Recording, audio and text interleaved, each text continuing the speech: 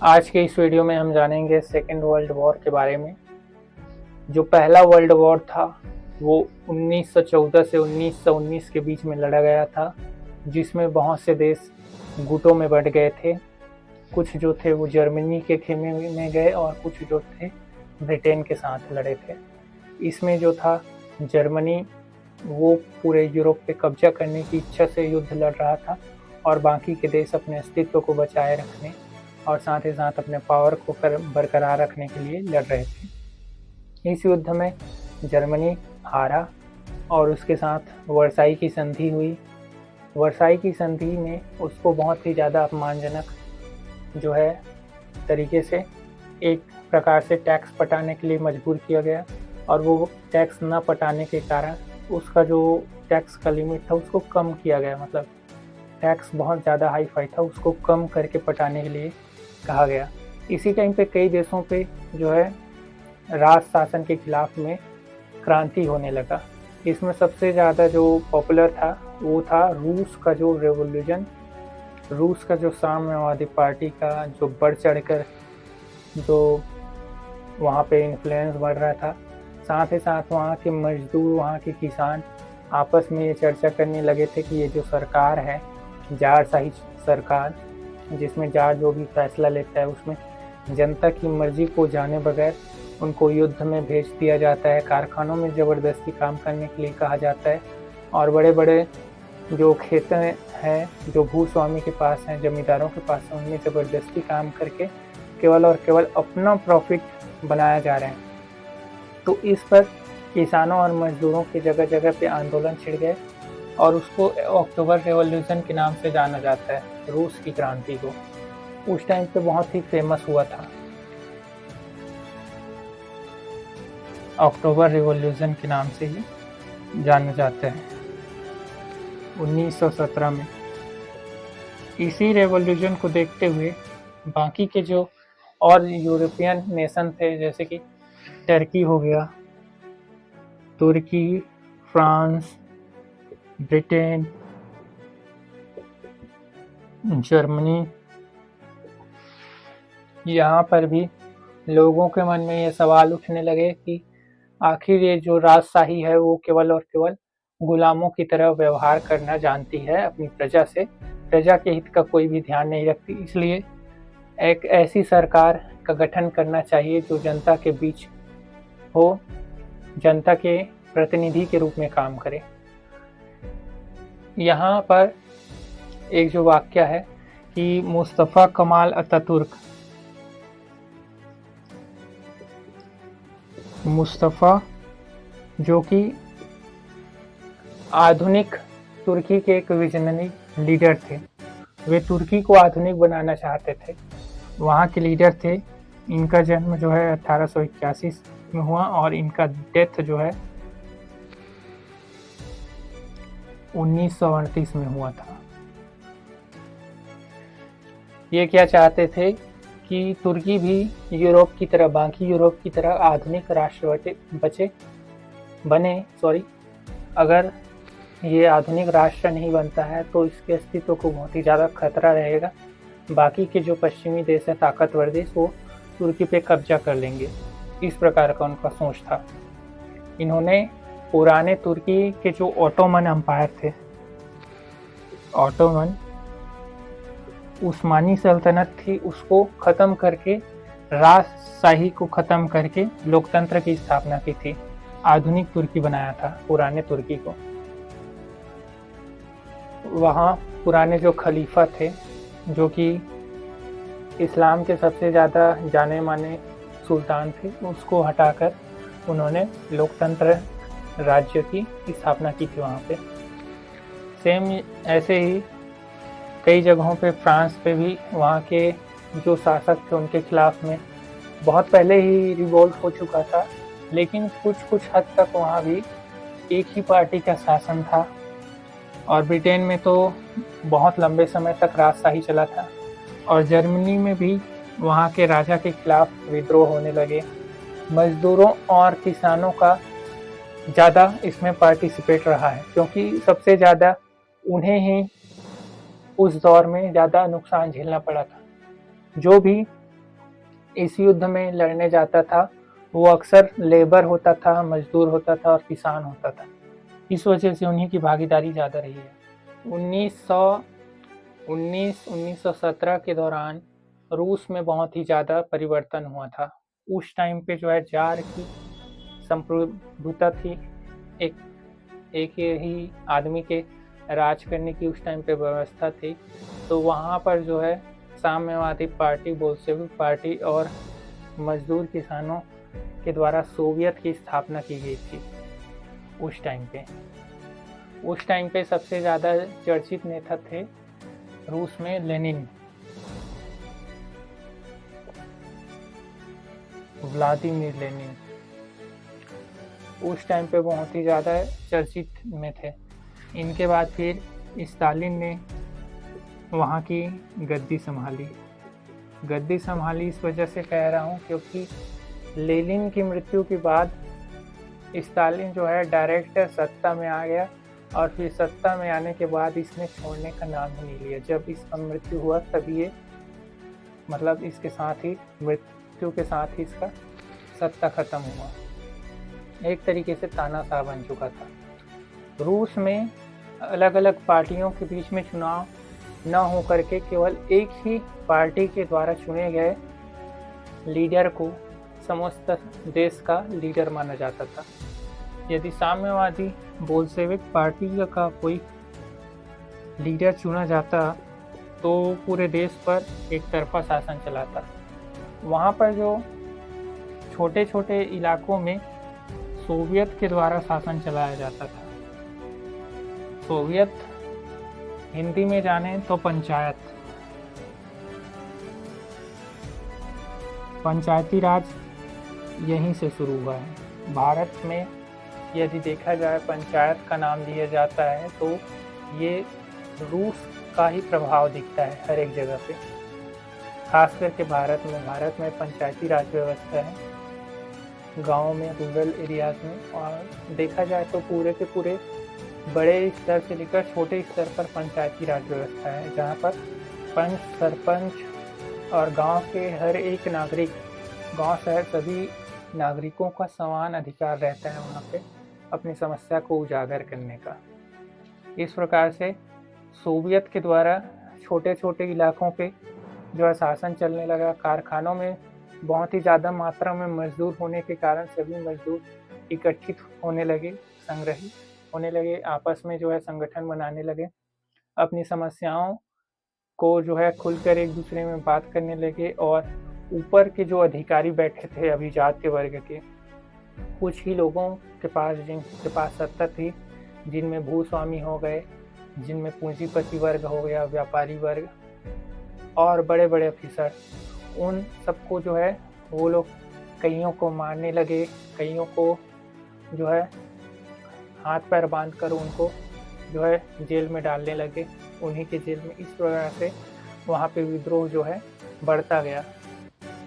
एक टाइम पे जार के 1917 के ही टाइम पे जार के महल के सामने पेट्रोग्राड शहर जो कि सेंट पीटर्सबर्ग है, वहाँ पे महिलाएं, पुरुष सभी लोग आंदोलन कर रहे थे। मतलब एक प्रस्तावना, एक शांति प्रस्ताव लेकर के खड़े हुए थे कि हमको रोटी दो, हमको ज़मीन दो, हमको शांति दो, बस यही उनका स्लोगन था।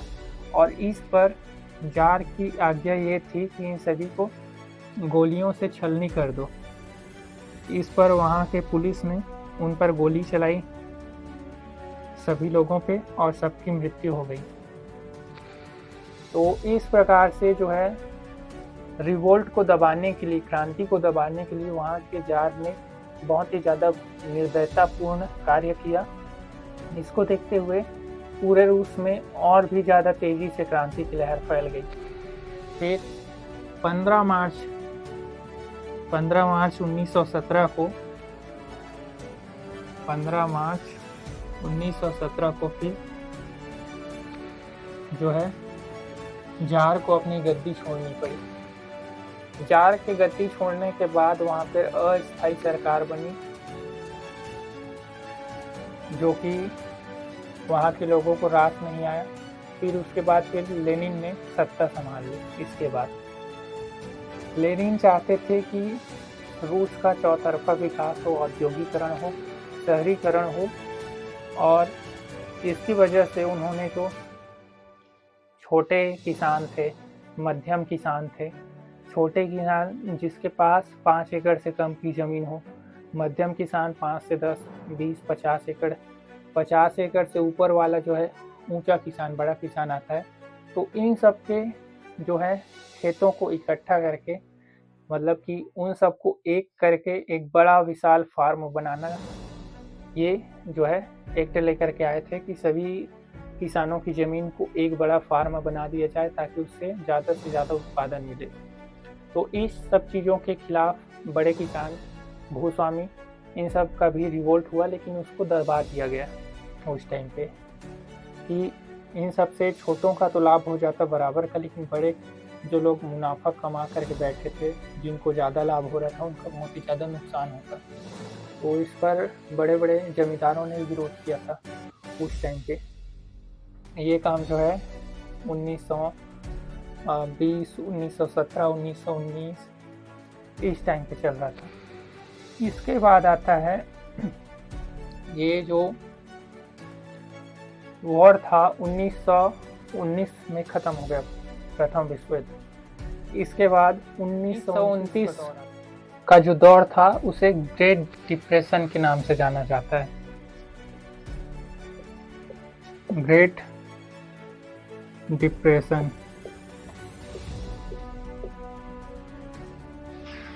क्योंकि उस टाइम पे बहुत ही ज़्यादा मंदी का दौर चल रहा था। उस टाइम हुआ ये था कि अमेरिका के जो किसान थे उन्होंने भारी मात्रा में अनाज की खेती कर रखी थी, वो बहुत ही ज़्यादा उत्पादन कर चुके थे। किस टाइम पे? जो प्रथम विश्व युद्ध चल रहा था 1914 से 1919 के बीच में।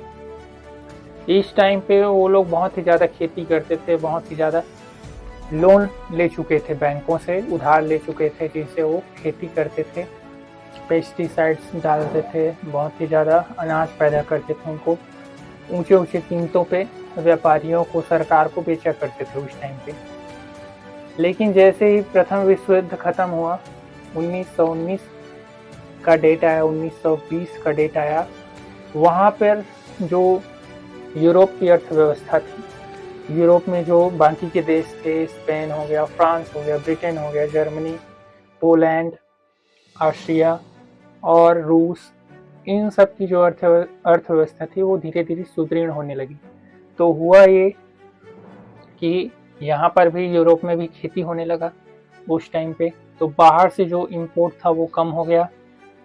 तो वो जो अमेरिका में लोग बहुत ही ज़्यादा अपना फसल को दूना करके बैठे थे, मतलब बहुत बड़ा करके बैठे थे, उनका जो था माल बिक नहीं रहा था, जो कोई व्यापारी खरीद नहीं रहा था और यहाँ पे यूरोप में ले जा करके बेच नहीं सकते थे। तो उस टाइम पर भी वो माल ना बिकने के कारण जो है चीज़ों की कीमतें तेज़ी से घटने लगी, हर एक चीज़ जो है सस्ता होने लगा। ऐसे टाइम पे सस्ता तो हो गया, लेकिन खरीदने के लिए किसी के पास पैसे ही नहीं थे। अगर पैसे कब आते हैं? जब हमारा सामान बिक रहा हो, हमारा सामान कोई खरीदने वाला हो, तभी तो पैसे आएंगे, वो बदले में हमें पैसे देगा। तो ऐसा हुआ नहीं। इस वजह से जो है अमेरिका में मंदी का दौर शुरू हुआ। जब तेज़ी का दौर चलता है, जब उत्पादन बढ़िया होता है, बिक्री अच्छी होती है, तब जो है उत्पादन करता, चाहे वो किसान हो, चाहे वो फैक्ट्री मालिक हो, वो उत्पादन और तेज़ी से बढ़ाता रहता है, जिससे कीमतें जो हैं बढ़ती रहती हैं। कीमतों के बढ़ने से आदमी जो है प्रॉफिट कमाता है, उत्पादन करने वाला। ऐसे दौर में एक समय आता है जब लास्ट में 1-2 साल बाद या 5 साल 10 साल बाद आदमी इतना ज़्यादा मांग को देखते हुए, सामने वाला के मांग को देखते हुए बहुत ही ज़्यादा उत्पादन कर लेता है। लेकिन ऐसा दौर आता है, कोई ऐसी घटना हो जाती है जैसे वर्ल्ड वॉर 1 ख़त्म हो गया, तो जो मांग थी बहुत ही ज़्यादा अनाज की, कपड़े की और भी दवाइयों की, बहुत सी चीज़ों की। अमेरिका जो है पैसे भी दे रहा था यूरोप को, फ्रांस और ब्रिटेन को कर्जा दे रहा था, और साथ ही साथ बहुत सी चीज़ें भी दे रहा था जो कि खान पान के लिए ज़रूरी होता है। बहुत सी चीज़ें, रोज़मर्रा की ज़रूरतें, हथियार, ये सब दे रहा था। तो अगर ऐसे टाइम पे वॉर ख़त्म हो गया, वॉर के ख़त्म होते ही इन सभी चीज़ों की मांग जो थी वो न के बराबर हो गया। अब इन सबको न खरीद पाने के कारण जो है अमेरिका में भीषण मंदी का दौर शुरू हो गया, क्योंकि माल बिक नहीं रहा था। तेज़ी से जो है कीमतें ऊपर से नीचे की ओर गिरने लगी और किसान जो है तबाह होने लगे। ऐसे दौर में जो पूंजीपतियों के हाथ में अगर किसी देश की अर्थव्यवस्था हो, अगर पूंजीपतियों को खुला छूट दिया जाए, पूंजीवादी अर्थव्यवस्था बना दी जाए, जैसे ब्रिटेन और फ्रांस और अमेरिका में था, तो उस टाइम पे पूंजीवादी जो देश होता है उसको ज़्यादा चोट लगता है। पर इसी टाइम पे 1929 के समय में ही रूस में इसका ज़्यादा प्रभाव देखने को ही नहीं मिला, क्योंकि रूस का जो अर्थव्यवस्था था वो शुरू से ही पंचायत के हाथों में था, सोवियत के हाथों में। सोवियत के हाथों में होने के कारण हर एक चीज़ का लेखा जोखा, साथ ही साथ कैसे बेचना है, कैसे खरीदना है, वो एकदम ग्रुप में होता था। किसी को पर्सनल अगर यहाँ पे 1 टन अनाज है तो किसी एक आदमी को नहीं सौंपा जाता था कि ये जाओ और विदेश में बेचो, बल्कि वो सामूहिक रूप से होता था। उसका जो बिक्री होना है वो गवर्नमेंट करेगा, फिर बिक्री होने के बाद उसका जो प्रॉफिट रहेगा फिर उसको सरकार आधा हिस्सा अपने पास रखेगा और आधा कुछ जनता में बांटेगा। इस प्रकार के जो है बराबरी का अधिकार होने के कारण वहाँ पर रूस में जो है इसका असर देखने को नहीं मिला। और इसी टाइम पे 1929 के टाइम पे तो स्टालिन आ ही चुके थे, 1924 में आए थे। तो स्टालिन जो है अपने हाथ में ही पूरे रूस का कंट्रोल ले लिया और फिर तानाशाही करना शुरू कर दिया। उसने ऐसे लोगों को मारना शुरू किया जो कि इसको विरोधी थे और जो उनका विरोध कर रहे थे, भाषण दे रहे थे, जो जुलूस निकाल रहे थे, उनके शासन के खिलाफ आलोचना कर रहे थे, ऐसे लोगों को चुन चुनकर मारना शुरू कर दिया। इसी टाइम पे इटली में मुसोलिनी भी पावर में आ गए थे और जर्मनी में जो थे हिटलर का रुतबा दबदबा बढ़ता जा रहा था। प्रथम विश्व युद्ध के बाद हिटलर का ही इन्फ्लुएंस रहा है जर्मनी में। तो जर्मनी के लोगों को ऐसे लीडर की आवश्यकता थी जो वर्साई की संधि का बदला ले सके। वर्साई की संधि में अपमानजनक शर्तें थी। उनके ज़मीन का कई टुकड़ा किया गया, एक को पूर्वी जर्मनी को रूस के इन्फ्लुएंस में दिया गया और पश्चिमी को फ्रांस और अमेरिका के इन्फ्लुएंस में रखा गया था। इस वजह से उनके बीच में बहुत ही ज़्यादा तनाव का स्थिति था कि वर्साई की संधि में जो कुछ भी रकम देने का, ज़मीन देने का वादा किया, इसे हम पूरा नहीं करेंगे, बल्कि एक ऐसे लीडर को लाएंगे जो कि इन सबका बदला ले सके। तो इसका काम किया हिटलर ने जैसे ही पावर में आया तो हर एक को उसने मौत की सज़ा दी, चाहे वो कोई बड़ा लीडर हो या कोई आम नागरिक। और उसने ये लोगों में अफवाह फैलाया जर्मन लोगों के बीच में कि जर्मनी की गरीबी, जर्मनी के पिछड़ेपन, जर्मनी के साथ जो कुछ भी हो रहा है जर्मन लोगों के साथ, उसका कारण केवल और केवल ये जो यूरोप के बाकी लोग हैं, पोलिश, रूसी, जिप्सी और यहूदी, स्लाव, ये सभी लोग हैं। खास करके यहूदी लोग ही हमारे देश के इस दुर्दशा का कारण हैं और बाकी पूरे विश्व के लोग। तो यदि जर्मन लोगों को, जर्मन आर्य नस्ल को पनपना है, बाहर जो है विकसित होना है, तो इन सभी लोगों का सफाया करना होगा।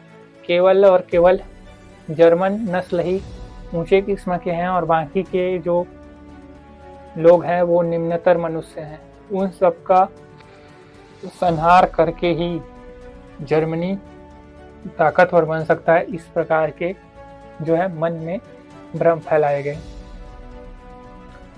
जर्मनी में एक ऐसा लीडर आ गया था जो उनकी सोच को बहुत ही ज़्यादा हवा देने का काम कर रहा था, आग को हवा देने के जैसा।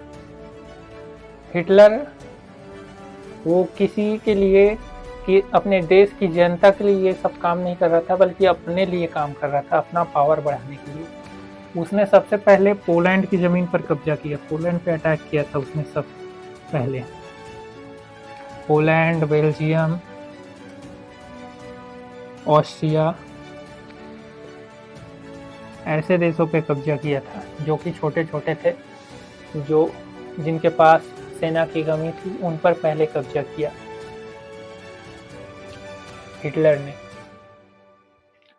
हिटलर ने लोगों की मानसिकता इस प्रकार से बदल दी थी कि जर्मन लोग जो थे वो बाकी के यूरोप और पूरी दुनिया के लोगों से नफरत करने लगे थे। वो केवल और केवल अपने आप को श्रेष्ठ समझने लगे थे उस टाइम पे। हालांकि ये जो डार्विनवाद वाला सिद्धांत है ये यूरोप के बाकी कंट्रीज में भी था। यूरोप के लोग ये समझते थे कि यूरोप के लोगों को छोड़कर बाकी के लोग जो हैं केवल और केवल गुलाम बनने के ही योग्य हैं। जैसे कि अफ्रीका में उन्होंने सारी हदें पार कर दी थी, इंडिया से भी ज़्यादा उन्होंने वहाँ पे बदतर कर दी थे हालातों को। खैर वहाँ पे इतना ज़्यादा हम टॉपिक को नहीं खींचेंगे अफ्रीका के बारे में। हिटलर ने जो इटली के साथ मिलकर इटली और जापान के साथ संधि की थी, तो वहाँ पर वो फ्रांस के जो उपनिवेश थे अफ्रीका में, फ्रांस और एशिया, वहाँ पर हमला करने लगे वे लोग। और जर्मनी जो है डायरेक्ट रूप से यूरोप में हमला करने लग गया, अटैक करने लग गया। उसने बेल्जियम पे अटैक किया, बेल्जियम के रास्ते से उसने फ्रांस पे अटैक किया और पेरिस पे उसने, फ्रांस पे मान लिया जाए तो 7 दिन में उसने कब्जा कर लिया था पूरे के पूरे फ्रांस में। उसने जब अटैक किया अमेरिका के ऊपर, तब अमेरिका युद्ध में कूदा था। हिटलर ये चाहता था कि डेमोक्रेसी पूरी तरीके से ख़त्म हो, केवल और केवल उसी का राज हो। वो यूरोप को कब्जा करके पूरे विश्व पे कब्जा करना चाहता था। हिटलर के हार की शुरुआत तब होता है जब वो रूस के स्टालिनग्राद शहर पे कब्जा कर लेता है।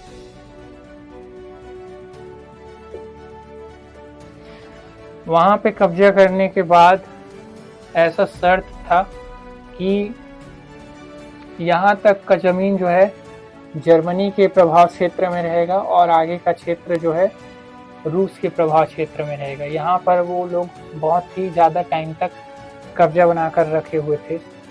लेकिन जैसे ही रूस की रेड आर्मी जापान और चीन से युद्ध करके वापस लौटी, एशिया में युद्ध कर रहा था उस टाइम पे रेड आर्मी, रूस की आर्मी, तो वो जो है यहाँ पर पहुँचते हैं यूरोप में, स्टालिनग्राद में।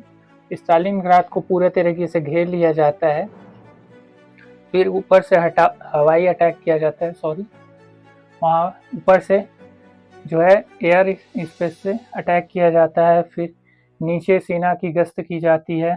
और साथ ही साथ एक और बड़ा रीज़न था कि कोल्ड वॉर जो है उनको आता नहीं था। ज़्यादा सर्दी वाले इलाके पे -40 डिग्री का जो तापमान होता है, वहाँ पर ये लोग जर्मन आर्मी टिक नहीं पा रहे थे और साथ ही साथ पश्चिम से उनको मदद नहीं मिल पा रहा था, क्योंकि यूराल पर्वत भी बीच में है। ठीक, यूराल पर्वत तो खैर इधर है एशिया के साइड में, लेकिन रूस का जो ज़्यादातर इलाका है वो बहुत ही ज़्यादा ठंड वाला इलाका है, एकदम बर्फीला क्षेत्र है। तो इस ठंड में जो है जर्मन सेना टिक नहीं पा रही थी स्टालिनग्राद में। इस वजह से जो है वहाँ पे स्टालिनग्राद में हार होती है। फिर इसके बाद एक के बाद एक जगहों पे जर्मन सेना हारती चली जाती है।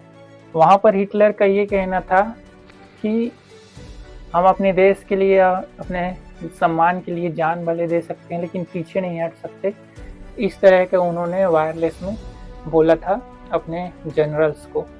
इस वजह से वो लोग आखिरी सांस तक लड़ते रहे और फिर अंत में उनको जो है मौत का मुंह देखना पड़ा। इस प्रकार से जो है हार की शुरुआत स्टालिनग्राद में शुरू हुआ। इसके बाद फिर रूस तेजी से आगे बढ़ता गया और उधर से जो अमेरिका और ब्रिटेन की सेना थी वो स्पेन फ्रांस में वॉर को जीतते हुए आगे बढ़ती गई। यहाँ से दोनों जो सेना थी वो बर्लिन में मिली, अमेरिका और रूस की सेना, और वहाँ तक 1939 में हिटलर अपने हार को भांप चुका था। इटली भी आत्मसमर्पण कर चुका था और जो जापान था वो उसका थोड़ा रुतबा अभी बरकरार था। उस टाइम पे अपनी हार को सामने देखकर खुदकुशी कर लिया था हिटलर ने। इसके बाद जो है अमेरिका और रूस ने आधा आधा अपने इन्फ्लुएंस का क्षेत्र रखा। जो इलाके उसने जर्मनी ने कब्जे कर लिए थे उनको स्वतंत्र किया गया, पोलैंड को और बाकी के देशों को। और जो जापान था उस पर अमेरिका ने 2 परमाणु बम गिराए थे, वो थे हिरोशिमा और नागासाकी में। हिरोशिमा और नागासाकी।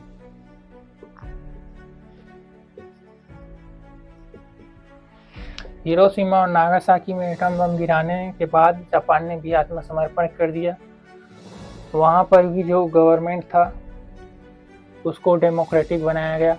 वहाँ पे राजशाही था, इस वजह से लड़ाई हो रहा था तो वहाँ पर भी। और जापान के क्षेत्र को अमेरिका का जो है प्रभाव क्षेत्र बनाया गया और जो पश्चिमी यूरोप था, पूर्वी यूरोप, उसको जो है रूस के प्रभाव क्षेत्र में रखा गया। रोमानिया हो गया और उधर चेकोस्लोवाकिया हो गया, पोलैंड हो गया, बेलारूस हो गया, इन सभी को जो है रूस के प्रभाव क्षेत्र में रखा गया।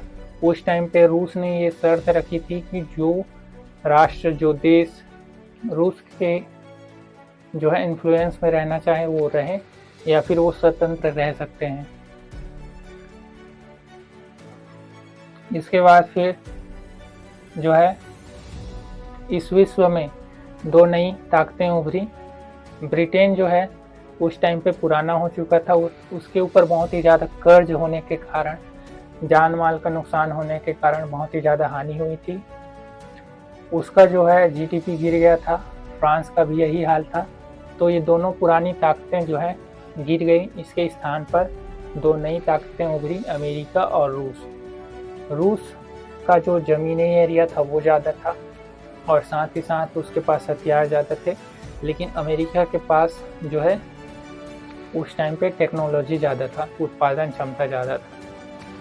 उस टाइम पे रूस ही सबसे शक्तिशाली देश था।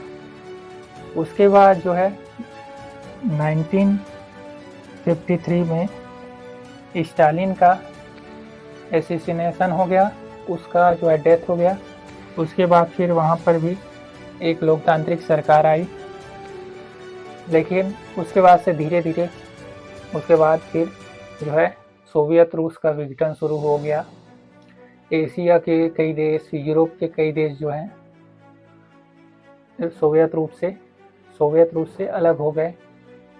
इनमें फिनलैंड है और जॉर्जिया, अजरबैजान, कजाकिस्तान, तुर्कमेनिस्तान और भी बहुत से देश, उज़्बेकिस्तान, मंगोलिया, ये सभी देश जो हैं रूस से अलग हो गए, स्वतंत्र हो गए। इनके बाद जो है रूस फर्स्ट जो स्थान के जगह पे सेकंड पे आने लग गया वर्ल्ड पावर में। लेकिन अभी भी उसका जो है पावर कम नहीं हुआ है, बहुत ही ज़्यादा पावरफुल कंट्री के रूप में जाना जाता है। इसके बाद भी ये सेकेंड वर्ल्ड वॉर ख़त्म होने के बाद 1953 का डेट आने के बाद जो है एक नया युद्ध चालू हो गया, कोल्ड वॉर, शीत युद्ध का, जिसमें अब जो कंट्री है वो आपस में न लड़ करके एक दूसरे को जो है फंसाने की कोशिश करते हैं। कहीं पे कोई आतंकवादी का मूवमेंट हो गया, कहीं पे और कुछ हो गया, जैसे कि बगदाद इराक में हमने देखा, वहाँ पे बगदादी का जो है एक टाइम पे इन्फ्लुएंस बढ़ गया था, फिर उसका असैसिनेशन कर दिया गया अमेरिका के द्वारा।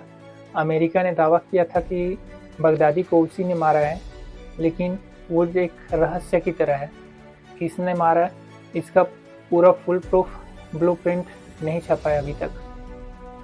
और साथ ही साथ जैसे अफ़गानिस्तान में देखा जाए तो अफ़गानिस्तान में भी अमेरिका की सेना आई थी। कोई जो रूस जो है वहाँ की सरकार का सपोर्ट करती थी, इराक की सरकार का, बशर अल असद का, और जो अमेरिका था वहाँ पे कुर्दिश लड़ाकों का सपोर्ट करता था, वहाँ पे जो माइनॉरिटी थी वहाँ का। ऐसे देखा जाए तो रूस और अमेरिका के बीच में डायरेक्ट वॉर ना हो करके उनके बीच में कंपटीशन होने के कारण ये देश जो हैं दूसरे देशों की हेल्प करते हैं और उनके वॉर से इनका जो है कुछ लेना देना रहता है, वो फिर आगे बढ़ता है। तो यहाँ पर हमने जाना कि सेकेंड वर्ल्ड वॉर के बाद भी जो है इस दुनिया में उथल पुथल बनी रही, और सेकेंड वर्ल्ड वॉर की तरह कोई थर्ड वर्ल्ड वॉर न हो जाए, इसके लिए जो है 5 देशों ने मिलकर एक संधि किया जिसमें यूएन की गठन की गई। यूएन इसका अर्थ है यूनाइटेड नेशंस, मतलब संयुक्त राष्ट्र संघ, यूएनओ। तो इसमें 5 देश थे, पहला हो गया अमेरिका, रूस, ब्रिटेन, फ्रांस, और लास्ट में जो है 5वें नंबर पे चीन को रखा गया था। इन 5 को वीटो अधिकार दिया गया था कि कोई प्रस्ताव हो, अगर उस पर कोई एक भी देश नाराज हो इन 5 में से, तो उसको पारित नहीं किया जाएगा पूरे वर्ल्ड में। ठीक है, ये यूएन का जो संगठन है वो एक हद तक तीसरे विश्व युद्ध को टालने में सफल हुआ है।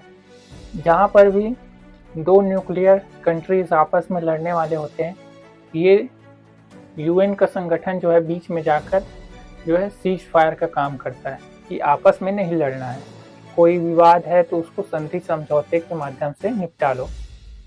तो इस प्रकार से पिछले 70 सालों में ये काफ़ी हद तक सफल रहा है। यूएन आगे वॉर होने की संभावना को ये रोकता है, और आगे के डेवलप कंट्रीज जो हैं इस वॉर को न होने देने की कोशिश करते रहते हैं, जैसे कि रूस, अमेरिका और ब्रिटेन, फ्रांस। हालांकि ये वीटो पावर मिलता तो इंडिया को, लेकिन इंडिया को दिया था अमेरिका वालों ने, लेकिन जो हमारे कुछ लीडर थे उन्होंने चाइना को दे दिया है ये वीटो पावर, कि हमारे पास का नहीं है, ये चाइना को ज़्यादा सूट करेगा। धन्यवाद।